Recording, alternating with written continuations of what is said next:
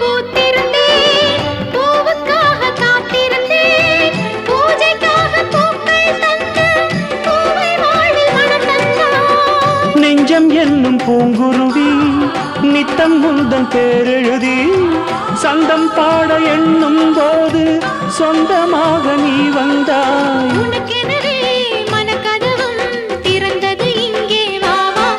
உன் மஞ்சள் குங்குமம் ஒளி வீச என் நெஞ்சம் துள்ளுது கதை பேச. சின்ன கண்ணன் தோட்டத்து பூவாக ஒரு தேவதை வந்தது நீராட. சின்ன கண்ணன் தோட்டத்து பூவாக ஒரு தேவதை வந்தது நீராட.